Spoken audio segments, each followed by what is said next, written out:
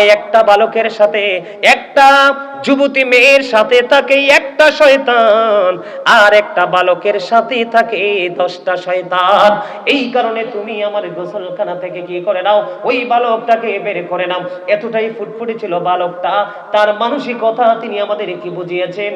আমি আপনাদেরকে বলে দেই বন্ধু, আপনার সমাজের মধ্যে, আপনার বাড়ির মধ্যে, আপনার ঘরের মধ্যে যদি কখনোই কোনো সুন্দর ফুটফুটে বালক থাকে, কখনোই প্রাপ্ত কোনো বয়স্ক ছেলের সাথে কখনো নির্জনে কোথাও যেতে দিবেন না।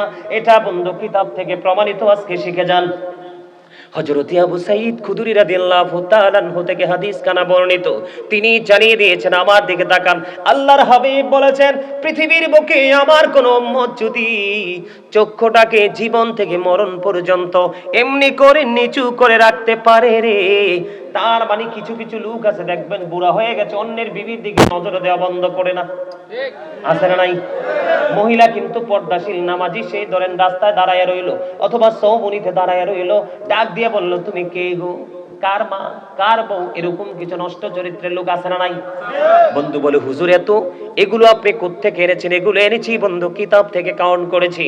আমার নবীজি বলেছে, একজন যুবক আরেকজন যুবতের, একজন যুবক আরেকজন যুবকের লজ্জাস্থানের দিকে তাকায়ও না, একজন যুবতী আরেকজন যুবতীর লজ্জাস্থানের দিকে তাকায়ও না।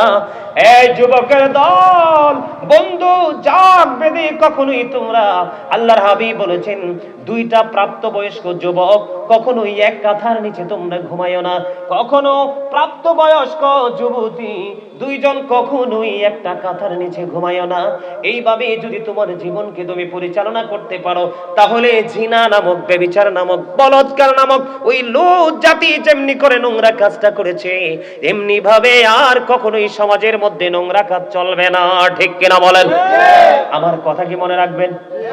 কে কে মনে রাখবেন? হাত তুলে দেখান তো দেখি, দুই হাত তুলে দেখান, এমনি করে দুই হাত তুলে মারহাবা মারহাবা হাত নামান। বন্ধুরে আমার কথায় আপনারা কষ্ট পাইয়েন না, কারণ আল্লাহ রাব্বুল আলামিন বলেছেন, বন্ধু বলবো নি, আরো জোরে বলেন, ইয়া আইয়ুহাল্লাযীনা আমানু ও আনফুসাকুম ও আহলিকুম নার। আল্লাহ বলেছেন, O believers, save yourself and your families from the fire.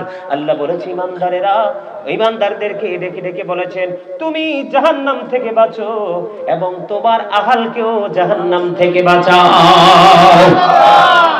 এটা হলো বর্তমানে বন্ধু সবচেয়ে বড় জাহান্নাম। কথা বলেন না, এটা সবচেয়ে বড় জাহান্নাম। ও বন্ধু আমার দিকে তাকান, আবারও আমি পুনরায় রিপ্লাই করতেছি, আমার দিকে তাকান। একটা যুবক আর একটা যুবকের লজ্জাস্থানের দিকে তাকায়ও না, একটা যুবতী আর একটা যুবতীর লজ্জাস্থানের দিকে তাকায়ও না। এই দুইটা যুবক প্রাপ্তবয়স্ক পুরুষ দুইজন, নবীজি বলেছে, কখনোই তোমরা একটি কাঁথার নিচে ঘুমায়ও না। যতই জায়গা সংকট হোক, প্রয়োজনে একটি একটি করে কাঁথা পেঁচিয়ে পেঁচিয়ে তোমরা আলাদা আলাদা করে ঘুমাবে, তারপরেও তোমরা দুইজন পুরুষ একটা কাঁথার নিচে ঘুমায়ও না। দুইটা নারীকে বলেছেন, কখনোই তোমরা এক কাঁথার নিচে ঘুমায়ও না। জোরে জোরে বলেন না আল্লাহু আকবার। আল্লাহর হাবিব সরকারে মদিনা তিনি বলে দিয়েছেন, এই যে আমি বললাম যে হুজুর আমি কি করব না, আজকের পর থেকে কোনোদিন চক্ষুটাকে উপরের দিকে তুলব না, নিম্নগামী করে পথ চলবো। এটার বেনিফিট কি হবে? আমি বেনিফিশিয়ারি হব কেমন করে? আমার নবী জানিয়ে দিয়েছেন, যেই ব্যক্তি চক্ষুটাকে নিম্নগামী করে প্রত্যেকটা প্লেসে অতিক্রম করতে পারবে, আমার নবীজি জানিয়ে দিয়েছে, আমি নবী ওই ব্যক্তির জান্নাতের জিম্মাদার হয়ে গেলাম। হযরত শাহুর ইবনে সাদ রাদিয়াল্লাহু তাআলা আনহু থেকে হাদিস কানা বর্ণিত, আপনার আমার প্রাণের নবী, দু জাহানের বাদশা নবী, তিনি জানিয়ে দিয়েছেন, কেউ যদি পৃথিবীর বুকে দুই সোয়ালের মধ্যখান এবং দুই রানের মধ্যখানের দায়িত্ব নিতে পারে, আমি নবী তার জান্নাতের দায়িত্ব নিয়ে নিলাম। বুঝে আসছেনি? দুই সোয়াল মধ্যখানে হলো মুখ, আর দুই রানের মধ্যখান হলো লজ্জাস্থান। আল্লাহর হাবিব বলেছেন, এই দুইটি জায়গার দায়িত্ব নিয়ে নাও যুবক ও যুবতী, আমার ভাই বাবার, আমার মা বোনেরা, সবাইকে বিনীতভাবে অনুরোধ করছি, তোমরা এই দুইটি জায়গার দায়িত্ব নিয়ে নাও। আমার নবীজি জানিয়ে দিয়েছে, তোমাদের জান্নাতের দায়িত্ব আমি নবী নিয়ে নিলাম। জোরে জোরে বলেন না সুবহানাল্লাহ। আল্লাহর হাবিবকে প্রশ্ন করা হলো, ইয়া রাসূলুল্লাহ, ইয়া হাবিবাল্লাহ, নবী, নবী গো, ও প্রাণের নবী, আল্লাহর কাছে সবচেয়ে অপছন্দের কাজ কোনটা? আমার নবীজি জানিয়ে দিল, আমার নবীজি জানিয়ে দিল, আল্লাহর কাছে সবচেয়ে অপছন্দ, সবচেয়ে বড় অপরাধ হলো আল্লাহর সাথে কাউকে শরীক করা। আল্লাহ তো লা শারিক, আল্লাহ তো আহাদ, কুল হু আল্লাহু আহাদ, ঠিক কিনা বলেন? এটা সবচেয়ে বড় অপরাধ ইয়া রাসূলুল্লাহ, ইয়া হাবিবাল্লাহ। তারপরে বড় অপরাধ কোনটা গো? এখন আমাদের সমাজের মধ্যে ম্যাক্সিমামই গর্ভপাত করা হয়। জানেননি আপনারা?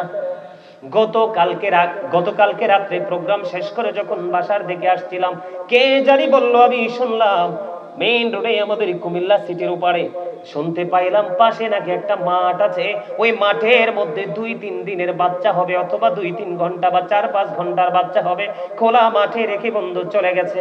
নাউজুবিল্লাহ বলেন না।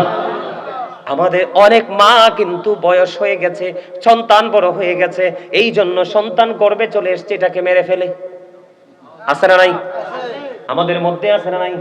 আমার নবীকে যখন প্রশ্ন করা হলো, ইয়া রাসূলুল্লাহ, ইয়া হাবিবাল্লাহ, নবী গো, এটা তো বড় অপরাধ বুঝে নিলাম, এরপরে বড় অপরাধটা কোনটা? আমার নবীজি বলেছেন সন্তানকে হত্যা করা। জোরে জোরে কন্যা নাউজুবিল্লাহ। দুইটা কারণে সন্তান হত্যা করে ফেলে। একটা হলো অনেকেই চিন্তা করে যে আমার সন্তানটা আসলো, এতগুলো খাওয়াইতে পারি না, এটাকে কেমন করে খাওয়াবো।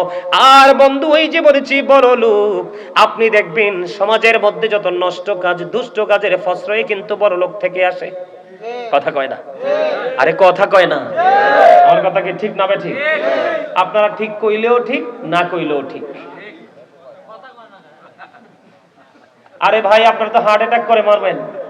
হাসতে পারেন না? দাঁত আসেনি, দেখান তো দেখি একটু। দাঁত নাই লাগে হাসেন না? না, এই মিয়া, এমনি ঘুমরামুখী হুতুম পেছার মতো যারা থাকে তারা হার্ট অ্যাটাক করে মারা যায়। আমার মন গড়া বানানো কথা নয়। আমি যদি আপনার মানুষের মানসিকতা নিয়ে যদি ওয়াজ করি, যেটাকে বলা হয় মনোবিজ্ঞান, ঠিক কিনা বলেন? হ্যাঁ হ্যাঁ হ্যাঁ, ওই যে উনি বলতে সাইকোলজি থেকে যদি কথা বলি, তাহলে কিন্তু আপনারা ভিন্ন দিকে চলে যাব, কিন্তু সেই দিকে যাব না। তবে একটা এক্সাম্পল দেই। নবীজি বলেছেন তোমরা সব সময় ফ্রি মোডে থাকো। কি থাকো? তোমরা সব সময়, নবীজি বলেছেন ফ্রি থাকো।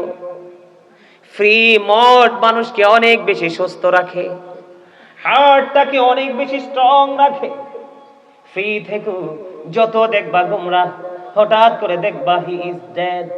কই কেমনে? কই স্পট ডেড। কেমনে হইছে? হার্ট এটা হৃদরোগ তো থাকবে না। সারাক্ষণ মুখের 12টা বাজায়, ব্রেইনের 12টা বাজায় অফ। আছে না নাই? মনে মনে ভাবে হামসে বড় কোন হে, কথা বলেন না? আমি বলো তুমসে বড় নেহি হে, ঠিক না? ঠিক কি হুজুর, কন্যা কথা কন্যা কি?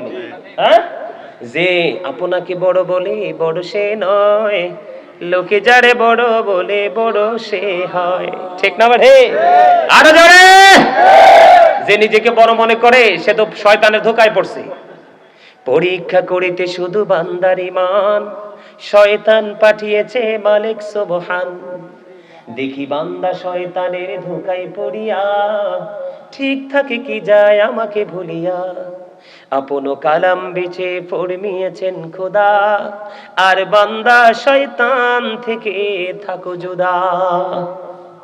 বুঝেন নাই? I mean, Satan is the eternal enemy of the believers. শয়তান হলো ঈমানদারদের প্রকাশ্য শত্রু। কিন্তু আজকে আপনারা যারা গাপটি মেরে বসে আছেন এখানে, আপনাদের জন্য একটা গুড নিউজ। সেটা হলো আল্লাহ বলেছেন ইন্না কাইদা শাইতানি কানা দাঈফা। আল্লাহ বলেছেন শয়তান ডিসিপশন ইজ ভেরি উইক। শয়তানের ধোঁকা মুমিনের জন্য একেবারে দুর্বল। শয়তান হাজার চেষ্টা করলেও মুমিনকে গায়েল করতে পারে না। আওয়াজ তোলে বলেন না সুবহানাল্লাহ। ধান ঝাড়তে ঝাড়তে ঝাড়তে ঝাড়তে দেখবেন সিডা সব চলে যায়। কথা কন না কেন? আর যেগুলো একদম পুক্ত, আমরা বলি পুষ্ট, এগুলারে কিন্তু হাজার চেষ্টা করলেও কিন্তু কুলা থেকে যায়। ঠিক কিনা বলেন? ঠিক পাকা ইমানদার এমন জুমার দিনে সবচেয়ে দামি পোশাক পরে সবার আগে মসজিদে, আর বের হওয়ার জন্য তো লাফালাফি করে না, বাইরে হয় সবার পরে। ঠিক না বেঠি? আর সমাজের বিশেষ করে এখন অসভ্য ম্যাক্সিমাম অসভ্য লোক সমাজে মসজিদের সভাপতি, সেক্রেটারি, মোতোয়াল্লি, ক্যাশিয়ার 100% ডিস্টার্ব। আমা কথা কান্না কিনলে 1 ডজন রিকশাওয়ালা আছে। কয় ডজন? 1 ডজন রিকশা আছে। রিকশাওয়ালা আছে কোথায়? বরুড়া, কাঞ্চনপুরে। এক্সাম্পল, সাপোজ, কথার কথা। এখন রিকশাওয়ালা 1 ডজনের হৃদয়ে নবীর প্রেমে ভরা। অন মসজিদের সভাপতির আত্মা 100% মরা। হে চিন্তা করে হুজুরের ওয়াজ তো গরম পানির মতো আমার গায়ে পড়বে, আজকে আমি আগে যাব না, একদম পড়ে যাব। কি করব? এখন তো 12 জনের সামনের কাতারে তো ফুলতেছে। এই ঘাড় বাঁকা করে কাদের উপর কাঁধ চপকিয়ে সে সামনের কাতারে যেতে চায়। নবীজি বলেছে হাদিসের ভাষায় সে 100% বেয়াদব। আল্লাহর হাবিব বলে দিয়েছেন যিনি সবার আগে মসজিদে যাবে রে তিনি হলো বাইতুল্লাহ। আজকের জন্য, আজকের জুমার দিনে বাইতুল্লাহ আজকে হলো ফার্স্ট বয়, রোল নাম্বার 1। এটা পৃথিবীর কেউ বন্ধু রোল নাম্বার ডাকে না, ডাকে মসজিদের 2 পাশে দাঁড়াইয়া ফেরেশতা। এগুলো কাল হাসরের দিন ওপেন করে দেওয়া হবে। এক জায়গা থেকে আরেক জায়গায় নিয়ে যাচ্ছি আপনাদেরকে একটু মজা দেওয়ার জন্য। পুনরায় আমি আবার আমার আলোচনায় ফিরে যাব বন্ধু, একটু মজা দেই। আজকে আমার কাছে বড় আফসোস লাগে সাইয়্যিদুল আইয়াম ফ্রাইডে, ঠিক কিনা বলেন? জুম্মার দিন সব দিনের চাইতে দামি, রোজার ঈদের দিনের চাইতে দামি, কুরবানির ঈদের দিনের চাইতে দামি, সব দিনের চাইতে দামি রে। কেউ যদি রিকশাওয়ালা বন্ধু একটা বুঝেন দামি কেমনে হয়। রিকশাওয়ালা কিন্তু সামনের কাতারে বসে গেল সবার আগে এসে আমল নামায় নবীজির হাদিস অনুযায়ী তার আমল নামায় ঢুকে গেল কুরবানির সওয়াব। আর সভাপতি, সেক্রেটারি, মোতোয়াল্লি যেই কোনো একজন মোটা আর কি একটু দেখতে শুনতে গায়ে গোটা বড়, উনি আসছে সবার পরে। অন্য নসিব এত খারাপ। বন্ধু ইমাম সাহেব খুতবা নিয়ে দাঁড়িয়ে গেছে মিম্বারে। ইমাম সাহেব খুতবা দেয়া শুরু করলো, আলহামদুলিল্লাহি নাহমাদুহু ওয়া নাস্তাঈনুহু ওয়া নাস্তাগফিরুহু ওয়া নু'মিনু বিহি ওয়া নাতাওয়াক্কালু আলাইহি। এমনি পড়ে কি পড়ে না? আরো জোরে বলেন। এখন ইমাম সাহেব খুতবা দেওয়া বন্ধ শুরু করে দিল। ও বন্ধু, হেলতে হেলতে ধুলতে ধুলতে শর্ট প্যান্ট, শর্ট লুঙ্গি, শর্ট গেঞ্জি গায়ে মসজিদে এসছে। আর পাঞ্জাবি যদি পরে আসছে, দামিটা নামায় নাই, কম দামিটা 3rd পারসন, ঠিক কিনা বলেন? জামাটা হলো 3rd ক্লাস। এখন মসজিদে ঢুকে গেল। আল্লাহ রাসূলের বাণী অনুযায়ী বন্ধু বলে দিলাম তার আমল নামায় ডিম কুরবানির সওয়াব জুটবে না। খুতবা দেওয়া পর্যন্ত যত মানুষ মসজিদে আসবে লাস্ট টাইমে তার আমল নামায় আসবে ডিমের সওয়াব। কিন্তু ওই পর্যন্ত সভাপতি, সেক্রেটারি, মোতোয়াল্লি এমন অসভ্য বহুত দেখছি। এই কারণে বন্ধু এখন জুমার নামাজ পড়ানো পর্যন্ত ছেড়ে দিয়েছি। আমাদের মতো লোক তাদের দাসত্ব করা সম্ভব নয়, ঠিক কিনা বলেন? আরো জোরে বলেন, ঠিক না বেঠি? হাদিস শরীফের ভাষা, তার কপাল দেখেন কতটাই পোড়া। আমার নবীজি বলেছেন যেই ফেরেশতারা তার রোল নাম্বার ডাকার জন্য সিরিয়াল মেইনটেইন করে আসলো, আজকে জুমার দিনের মুসল্লি হিসাবে তাকে কালেক্ট করার জন্য আসলো, ওই তার নসিব এত খারাপ। ইমাম সাহেব যখন খুতবা নিয়ে দাঁড়ায়া গেল, ওই ফেরেশতারা তার নোটবুকটাকে বন্ধ করে দিয়ে ওই খতিব সাহেবের খুতবা শোনার জন্য দাঁড়িয়ে গেছে। জোরে জোরে বলুন সুবহানাল্লাহ। এবার বলেন একবার নাউজুবিল্লাহ। তার নসিবে কিছুই কি? ওই যে নোটবুকেও তার নাম নাই, ওই সওয়াবের কন্ডিশনেও তার কোনো সওয়াব নাই। আর যেই রিকশাওয়ালা সবার আগে মসজিদে প্রবেশ করলো গো, তার আমল নামায় আগে আসার কারণে বন্ধু কুরবানির সওয়াব চলে গেল। এখন তিনি মনে মনে ভাবতেছে না না আইসি আগে যাবো সবার পরে। কত সুন্নাত, কত নফল নামাজ আছে। সুন্নাত নফল দ্বারা আল্লাহর দিদার পর্যন্ত পৌঁছা যায়। ফরজ ওয়াজিবের ঘাটতি হলে সুন্নাত দ্বারা নফল দ্বারা ফিলাপ হবে কাল হাসরের দিন। ওই রিকশাওয়ালা বসে রইলো, সবার পরে মসজিদ থেকে বের হয়ে গেল গো। বন্ধু, আমার নবীজি জানিয়ে দিয়েছে আহারি রিকশাওয়ালা, পৃথিবীর মানুষ যদি তোরে গরিব মনে করে, আসলে তুই তো বড় ধনী। আমি একটা এক্সাম্পল দেই, ধনী বলবো কেমনে? The rich are not always happy. ধনীরা কিন্তু সব সময় সুখী না। The poor are born to suffer.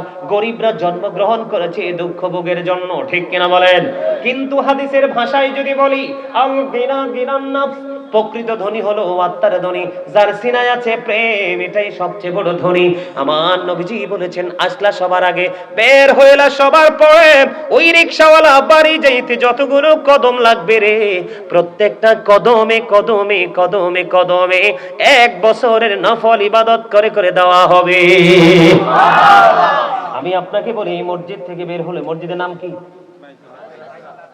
বাইতুল আকসা জামে মসজিদ। তো বাইতুল আকসা কাঞ্চনপুর বাইতুল আকসা জামে মসজিদ। আমি বললাম এই মসজিদ থেকে বের হয়ে ঘরটাতে যাইতে মিনিমাম লাগবে মিনিমাম 50টা কদম লাগবে। কয়টা?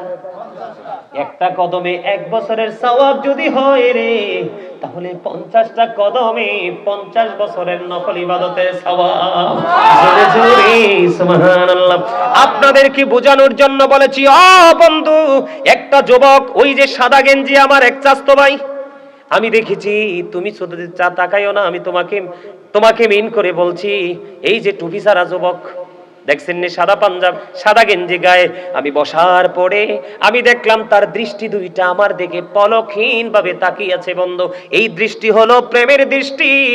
এই কারণে আমি আপনাদেরকে বলে দিতে চাই, আপনার জীবনে প্রত্যেকটা জায়গা থেকে আপনি নিয়ামত 100% নিতে পারবেন, যদি ধীরে আস্তে শান্তভাবে রিল্যাক্স মোডে যদি আপনি কাজ করে বের হতে পারেন, তাহলে আপনি পাবেন নিয়ামতের বেশি। জোরে জোরে বলেন সুবহানাল্লাহ। আপনারা শুরুতে এসেছেন, শেষে আমার সাথে বের হয়ে যাবেন, রাজি তো? ঘুম তো সারা জীবন ঘুমানো যায়, যায় কি যায় না? বন্ধু গো, আজকের রাত তুমি কুরবানি করে দাও, কারণ তোমার জীবনের সময়ের হিসাব আল্লাহ রাব্বুল আলামিন নিবে। ওই সময়ের হিসাব যদি দিতে না পারো, তুমি তো অ্যারেস্ট হয়ে যাবে, বাঁচতে পারবা না, মরতে পারবা না, পালাইতেও পারবা না। ওই জায়গায় একটু পরে আসবো, তবে নোংরা জায়গাটা আমি একটু শেষ করে দেই, নিবেন তো? আল্লাহর হাবিবকে যখন বলে দিলেন, নবীজি দ্বিতীয় স্টেপে বলে দিলেন, যারা গর্ভপাত করে খাবারের লোভে ইজ্জত চলে যাবে, সেই লোভে সন্তানকে হত্যা করে খুনি, তারা বড় অপরাধী। 3 নম্বরে বললেন, ইয়া রাসূলুল্লাহ, ইয়া হাবিবাল্লাহ, নবী, নবী গো, ও প্রাণের নবী, ও 3 নম্বরে যখন প্রশ্ন করলেন, এরপরে কে? এরপরে হলো ব্যভিচারী নারী পুরুষ। জোরে জোরে বলেন না নাউজুবিল্লাহ। বন্ধুরে আমার, অনেক লম্বা একটা হাদিস, এই হাদিস শরীফের মধ্যে সামুর ইবনে জুনদুব রাদিয়াল্লাহু তাআলা আনহু থেকে হাদিস খানা বর্ণিত। হাদিস খানা এসেছে বুখারী শরীফের মধ্যে। হাদিসের একটা জায়গায় একটা কোট করে আমি বলছি, বন্ধু আমার নবী একদিন সাহাবায়ে কেরামদেরকে বললেন, তোমরা আজকে কোনো স্বপ্ন দেখেছো কিনা? সাহাবায়ে কেরাম বললেন, ইয়া রাসূলুল্লাহ, না গো না, আমরা কোনো স্বপ্ন দেখিনি। আমার নবীজি বললেন, আমি আজকে একটা স্বপ্ন দেখেছি। ইয়া রাসূলুল্লাহ, কি স্বপ্ন দেখেছেন? এই যুবকের দল, এই যে কর্নারম্যান, কর্নার পিপল, ফলো মি, এদিকে, এই আমার দিকে, কথা বলা যাবে না। এই সুন্দর আলী, হাসি কিন্তু পছন্দ হয়েছে, কিন্তু দুষ্টামি পছন্দ করবে না। এই তুমি ওইদিকে যাও কেন? আমি তোমারই কইতেছি, এই যে এদিকে তাকা, এই যে আঙ্গুল বরাবর, এই এদিকে, প্লিজ ডোন্ট ডিস্টার্ব মি। চুপ করে বসো ভাই, আমি শেষ করে দিব। তোমরা বিরক্ত হচ্ছ, তাবারক তোমাদেরকে বেশি দিতে বলবো আজকে। আরেকটাই কই ইনশাআল্লাহ। যাক, আলহামদুলিল্লাহ, অবশেষে আই এম ভেরি সাকসেস যে আপনাদেরকে একটু হলো হাসাতে পারছি। না, আপনারা আসলে হাসতে পারেন যে এটা বুঝতে পারলাম। আলহামদুলিল্লাহ বলেন, আরো জোরে, আর একটু মহাব্বতে। খবর ভালো লাগে না খারাপ লাগে? খবর শুনতে রাজি না বেরাজি? আরো জোরে, নিতে রাজি তো? ও বন্ধু, হৃদয় খুলি শোনো গো, নিয়ামত, এত বড় নিয়ামত। ও বন্ধু, নিয়ামতকে নিয়ামত হিসেবে কবুল করে নাও, তাহলে এই জীবনটা ধন্য হয়ে যাবে। নবীজি বললেন আমার দিকে, নবীজি বললেন, ইয়া রাসূলুল্লাহ, স্বপ্নটা কি? অনেক বড় হাদিস, মিনিমাম হাদিসটা ব্যাখ্যা করতে আমার কমপক্ষে লাগবে 1 ঘন্টা। বিশাল লম্বা হাদিস বন্ধু। এর মধ্যে আমার নবীজি দেখলেন 2 জন ফেরেশতা নবীজিকে নিতে আসলেন। ইয়া রাসূলুল্লাহ, চলুন আমরা ভ্রমণ করে আসি। স্বপ্নে দেখেছেন আমরা, আমার প্রাণের নবী। বন্ধু, এগুলো শিক্ষার বিষয়ে, তুমি সারা জীবন পাপ করেছো। আমি আজকে বলে দিলাম, যদি কোনো যুবক বিবাহের আগে, কোন যুবতী যদি বিবাহের আগে যদি জিনায় লিপ্ত হয়ে থাকে, আল্লাহ রাব্বুল আলামিন তাকে কোনো না কোনো সিলায় মাফ করে দিবে। কিন্তু বিবাহের পরে যারা জিনা করবে রে, ও বন্ধু তাদের কোনো ক্ষমা নাই, তাদের কোনো ক্ষমা নাই। জোরে জোরে বলেন না নাউজুবিল্লাহ। বন্ধুরে আমার, দুইজন ফেরেশতা আসলো, এসে বলল ইয়া রাসূলুল্লাহ চলুন, সঙ্গে চলুন। চলতে শুরু করলেন। চলতে চলতে চলতে চলতে বন্ধু গেলেন, অনেকগুলো দৃশ্য দেখলেন। এর মধ্যে হঠাৎ করে নজর দিয়ে চাইয়া দেখলেন নবীজি আগুনের একটা চুলা দেখা যায়। এই চুলার মধ্যে নারী এবং পুরুষদেরকে উলঙ্গ দেখা যায়। উলঙ্গ অবস্থায় বন্ধু তাদেরকে কি করলো, ওই উলঙ্গ অবস্থায় তাদেরকে শুধু পড়াচ্ছে, পড়তেছে। নবীজি প্রশ্ন করলেন এরা কারা রে? সব দৃশ্য, সবগুলো স্টেজ তিনি অতিক্রম করার পরে যখন রিটার্ন করার সময় হলো, ওই সময় আমার নবীজি যখন চলে আসবে, ওই ফেরেশতাদেরকে প্রশ্ন করলো, সব প্রশ্নের উত্তর নবীজি নিয়ে নিলেন। এর মধ্যে বন্ধু আগুনের চুলার মধ্যে নারী এবং পুরুষকে উলঙ্গ দেখতে পেলেন। পড়ে ছাই হয়ে যাচ্ছে রে, চিৎকার তাদের কেউ শোনার নাই, কারণ আল্লাহ রাব্বুল আলামিন বলে দিয়েছে হি হো অবিস দা এবস্টিল অবিস আল্লাহ, যে আমার রাসূলকে মানলো সে যেন আল্লাহকে মানলো। আল্লাহ বলেছেন সে বলুন ইফ ইউ ডু লাভ আল্লাহ, যদি তোমরা আল্লাহকে ভালোবাসো, ফলো মি মুহাম্মদ সাল্লাল্লাহু আলাইহি ওয়াসাল্লাম, মুহাম্মদ সাল্লাল্লাহু আলাইহি সাল্লামের অনুগত হয়ে যাও, আল্লাহ উইল লাভ ইউ, আল্লাহ তোমাদেরকে ভালোবাসবে। এন্ড ফরগিভ ইউর সিনস, আল্লাহ তোমাদের জীবনের গুনাহগুলি maaf করে দিবে। আল্লাহ বলেছেন আমি হলাম স্রষ্টা, আর আমি সৃষ্টির শ্রেষ্ঠ করে পাঠিয়েছি হাবিবুল্লাহ। আমরা কালিমার দিকে তাকাই, আমি প্রায় সময় বলে থাকি আমার মুর্শিদ, প্রাণ মুর্শিদ ডক্টর আহমদ পেয়ারা বাগদাদি সেটা বলতেন, আল্লাহ the first pillar is the Lord of all Rabbul Alamin. Muhammad Rasulullah sallallahu alayhi wasallam is the blessing for the world, rahmatal lil alamin. Zuri zuri bolen na subhanallah. আরে যুবক, ও আমার যুবকেরা, আমার ভাই বাবারা, মা বোনেরা, সবাই শোনো, আমার নবীজি বলবে, কারণ আল্লাহ তো আল্লাহর হাবিবকে মদিনা আল্লাহকে পাওয়ার জন্য স্টেশন বানাই দিয়েছে, ঠিক কিনা বলেন? আপনি জান্নাতে যেতে হলে টিকিট নিতে হবে রাসূলের কাছ থেকে, রাসূল ছাড়া টিকিট মিলবে না। বাস কাউন্টারে না গেলে বা টিকিট পাবেননি। যদি হাই অনেক বেশি পাওয়ার থাকে সেটা ভিন্ন কথা, নবীর সাথে কিন্তু এই মেসালটা যায় না। সাধারণ মানুষ বিদায় সাধারণ ভাবে বলে দিলাম বন্ধু। এবার কি করলেন, নবীজি দেখতে পাইলেন, ও বন্ধু ফেরেশতাদেরকে প্রশ্ন করলো, এই যে দেখতে পাইলেন এরা কারা? এবার নবীজি কি বলল, ইয়া রাসূলুল্লাহ, ইয়া হাবিবাল্লাহ, নবী গো, এরা হলো পৃথিবীর ব্যভিচারী, জিনা করনেওয়ালা নারী এবং পুরুষগুলো। জোরে জোরে বলেন না নাউজুবিল্লাহ। এবার আমি আপনাদেরকে বলে দেই বন্ধু, মনে মনে চিন্তা করবেন, বলো হুজুর পৃথিবীতে ঘুষ দিয়ে পার পাওয়া যায়, টেলিফোন দিয়ে পার পাওয়া যায়, কত রাস্তা খুঁজে পার পাওয়া যায়, ওপারে পার পাওয়ার কোনো সুযোগ নাই। আমার দিকে তাকানো বন্ধু, আগুন সম্পর্কে আমার নবীজি জানিয়ে দিয়েছেন, হযরতে আবু হুরায়রা রাদিয়াল্লাহু তাআলা আনহু থেকে হাদিস বর্ণিত। শুধু আগুন আপনারা মনে করবেন না যে এটা নরমাল আগুন, আমার নবীজি জানিয়ে দিয়েছেন জাহান্নামের আগুনটাকে 1000 বছর যখন তাপ দেওয়া হলো, আগুনের রং হয়ে গেল লাল। আল্লাহ কয় না না, এই আগুনে হবে না রে, আরো 1000 বন্ধু তাপ দিল, আগুনের রং হয়ে গেছে বন্ধু সাদা। আল্লাহ বলে না না, এই আগুনেও হবে না, আরো 1000 বছর বন্ধু আগুনটাকে তাপ দিলেন, আগুনের রং হয়ে গেল বন্ধু কালো। এত ভয়ঙ্কর আগুন, ওই আগুনের মধ্যে বিরামহীন ভাবে জ্বলতে হবে, একবার মোমের মতো খসে যাবে, গলে যাবে, আবার পুনরায় গঠন করা হবে, ঠিক না? কথা বলেন। এখন আল্লাহ আমাদের জন্য দুটি জিনিস দিয়েছে, কয়টি? একটা হলো ল এন্ড লাইট। লাইট হলো নূর, লাইটের আরবি হলো কি? নূর, বাংলা হলো আলো। এই আস্তে আস্তে যাও ভাই, কথা বলো না। আল্লাহ রাব্বুল আলামিন আমাদের জন্য দুটি জিনিস দিয়েছে, ল এন্ড লাইট। নূর হলো প্রাণের নবী, আর ল হলো কোরআন। কি দুটি জিনিস দিয়েছে, এই দুটোকে অ্যানালাইসিস করেছে যারা, তাদেরকে আপনারা আলেম হিসেবে চিহ্নিত করেছেন। যারা এই দুটো জিনিস নিয়ে অবজারভেশন করেছে, স্টাডি করেছে, যেমন প্র্যাকটিক্যালি আমি যদি বলি I like to study for help আদার, আমি অনেক বেশি পছন্দ করি, আমি অনেক হ্যাপি। সুবহানাল্লাহ বলবেন না? আরে আরো জোরে বলেন, আরো জোরে। আপনি যত পড়বেন ততই কিন্তু আপনার মস্তিষ্কটা খুলে যাবে, ওপেন হয়ে যাবে। সম্মানিত উপস্থিতি, তাকে আপনি আলেম হিসেবে চিহ্নিত করেছেন, ওই আলেমের সাথে প্রেমের দরকার আছে না নাই? আছে। প্রেম করলে লাভ না লস? এটা কি বুঝা কোন না বুঝা কোন? আপনারা কি বুঝে বলেছেন নাকি না বুঝে বলেছেন? লাভ না লস? কেমন লাভ বলবো? আল্লাহ রাব্বুল আলামিন বলেছেন, join with my dear people, come to my paradise. আল্লাহ বলেছেন, join with my dear people, come to my paradise, ফাদখুলি ফি ইবাদি ওয়াদখুলি জান্নাতি। আল্লাহ বলেছেন, আমার প্রিয় লোকেদের সাথে যুক্ত হও, কাম টু মাই প্যারাডাইস, আমার জান্নাতে চলে আসো। সুবহানাল্লাহ বলেন। আপনি মনে মনে ভাবতে পারেন, বলে হুজুর আমি চলে যাব জান্নাতে, ওই জান্নাতে চলে যাওয়ার পরে আমি কি করব? আল্লাহ রাব্বুল আলামিন আমাদেরকে জানিয়ে দিয়েছেন, ও আমার মদিনাওয়ালার গোলাম, আমার গোলাম রে, তুমি তাকে জানিয়ে দাও জান্নাতে আসার পরে আমি আল্লাহ তার জন্য জান্নাতি খাবার বরাদ্দ করে দিলাম। কি বরাদ্দ করে দিলাম? জান্নাতি খাবার আমি তার জন্য বরাদ্দ করে দিলাম। হুজুর ওই জান্নাতি খাবার কি গো? আমার আল্লাহ জানিয়ে দিয়েছেন, ইনদা রাব্বিহিম ইউরযাকুন।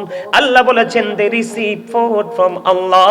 আল্লাহ এই জান্নাতি খাবার বরাদ্দ করে দিয়েছে। আর আল্লাহর প্রিয় গোলাম, তারা ওপারে ফিউচারের যে ফার্স্টে যে প্রথম যে জায়গা কবর রাখার পরে ওখানে ওই রাত্রিতেই তার জন্য সব বরাদ্দ হয়ে যায়।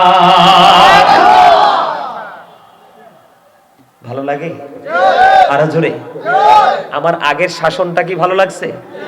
আমি আগে কিন্তু আপনাদেরকে শাসন করেছি। কি করেছি? কিছু লোক মুখ কালো করে বের হয়ে গেছে। বার হইছে না? কথা বলেন না কেন? বের হইছে না? আমি তো দেখছি বের হয়ে গেছে। ওর বদকিসমত, আত্মাটা মরা। ওই আত্মাটা কি? যেটা জান্নাতের বাগান ছেড়ে আউটসাইডে চলে গেছে, সেটা কি? Dead soul. কি সোল? Dead soul. কিন্তু এখানে যেটা বসে আছে এটা ডেড নয়। আত্মার কখনো মরণ হয় না, আত্মার কখনো বিনাশ হয় না, আত্মার কখনো ক্ষয় হয় না। এটা শুধু প্লেস চেঞ্জ করে। ফার্স্ট টেন্স আলমে আরোহা, প্রেজেন্ট টেন্স পৃথিবী, ফিউচার টেন্স কবর থেকে পুরো জীবন। এইভাবে পরিবর্তন হয়। দেহের মরণ হয়, আত্মার কোনো মরণ হয় না। জীবনে অনেক শুনেছেন ডেড বডি, কিন্তু ডেড সোল আমরা জীবনে শুনি নেই। কিন্তু আপনি বলে হুজুর আপনি ইউজ করেছেন কেন? এই শব্দ ইউজ করার কারণ হলো আল্লাহ রাসূল বলে দিয়েছেন, আল্লাহ আমাদেরকে জানিয়ে দিয়েছেন, যে আত্মাটা জিকির করে এটা জিন্দা, যে আত্মাটা জিকির করেন এটা মরা। এখানে যারা আছেন একদম প্রফুল্ল চিত্তে যারা বসে আছেন, আমি বলবো 100% জিন্দা। আর যারা এখনো ঘরের বাইরে বাড়ির আঙ্গিনায় ঘুমানোর নেশায় পড়ে আছে, ওরা কি মরা? কি হয়ে গেছে? ডেড হয়ে গেছে। ঠিক কিনা বলেন? আরো জোরে। এখন জান্নাতে যেতে হলে আপনার আমার জন্য, সাধারণ মানুষের জন্য একদম গুরুত্বপূর্ণ কাজ, মোস্ট ইম্পর্টেন্ট যেটা, সেটা হলো হক্কানি কোন আলেমকে হৃদয় দিয়ে ভালোবেসে তাকে হৃদয়ে জায়গা করে দেওয়া। ওমা, এটা কে বলেছে? আল্লাহ। কে বলেছে? আমি দেখছি, আমি যখন বলতে দেরি, আমার এই চাচা, আমি যখন বললাম সামনে আসেন, একটা সেকেন্ড তিনি দেরি করেন, কুইকলি তিনি এগিয়ে এসেছেন, সামনের দিকে এসেছেন। অনেকে কিন্তু ঘাটটা বাঁকা করে বসেছেন। কারণ কি? এই আমার দিকে তাকান। এই যে একটু আগে বলতেছিলাম, এই যে মুরব্বী এবং মধ্যবয়সী মানুষ, তাদের সিনায় আল্লাহ রাসূলের প্রেম ভালোবাসায় ভরা। আর এই প্রজন্মের ম্যাক্সিমাম যুবক যুবতী, তাদের আত্মা হিংসা, নোংরামি আর আত্মগরিমায় ভরা, সাথে সাথে তার আত্মাটাও মরা। বুঝেন নাই? বলে হুজুর কেন বললেন মরা? দেখবেন চুল কাটার স্টাইল ইহুদি স্টাইল, দাড়ি রাখার স্টাইল ইহুদিদের স্টাইল। আর আমি আজকে চ্যালেঞ্জ করে বলতে পারবো, এই যুগের যে ছেলেরা যে জিন্স প্যান্টটা পরে, কোরআন এবং হাদিস দ্বারা এটা 100% অবৈধ। এটা ইহুদিদের একটা চক্র, তাদের একটা ষড়যন্ত্র। আছে না নাই? হাইয়া আলাস সালাহ বললে মসজিদে যায় না, কিন্তু হিন্দুদের পূজা লাগলে কিন্তু মন্দিরে চলে যায়। আছে না নাই? আর জোরে। গত কোন দিন জানি বের হলাম, প্রত্যেকটা দোকানে দোকানে দেখলাম, গতকালকে প্রত্যেকটা দোকানে দোকানে দেখলাম যে মধ্যবয়সী হোক বা যুবক হোক, সবাই আপনার মোবাইলের দিকে এমন ভাবে তাকিয়ে আছে। আমার সঙ্গে যারা ছিল তাদেরকে বলেছিলাম যে পৃথিবীটা খুব অল্প সময়ের মধ্যেই ধ্বংস হয়ে যাবে। তার কারণ হলো মোবাইল নামক বস্তু মানুষের হাতে চলে আসে। এই আশার কারণে মানুষ কোথায় আছে, কোথায় থাকতেছে, কোথায় যাবে, কি হবে, এগুলোর কিছুই চিন্তা করার কোনো সুযোগ। এটা আমাদের জন্য অভিশাপ কিনা? আরো জোরে বলেন, অভিশাপ কিনা? আপনাদেরকে একটা কথা বলি, দেখবেন হিন্দু, খ্রিস্টান, বৌদ্ধরা তারা যখন তাদের উপাসনালয়ে যায়, দেখবেন তাদের ধর্মের রীতি অনুযায়ী তারা একটা লোকও ঘরে থাকে না, থাকে। কিন্তু আমাদের যখন ধর্মীয় কাজের সময় হয়, বিভিন্ন মসজিদে এখনকার সময় জোহরে আসরে মানুষই হয় না, আছে না নাই? মসজিদ কিন্তু পাকা পাকা হচ্ছে, কিন্তু মুসল্লি পাকা নাই। এটা কি আমাদের জন্য দুঃখের কিনা, কষ্টের কিনা? এই জন্য এই জায়গাগুলো বেশি বেশি করে সাজানো প্রয়োজন এবং যোগ্য দক্ষ আলেমদেরকে আমন্ত্রণ জানানো প্রয়োজন, যার কাছ থেকে আপনারা সূক্ষ্ম মেসেজগুলো কাউন্ট করতে পারবেন।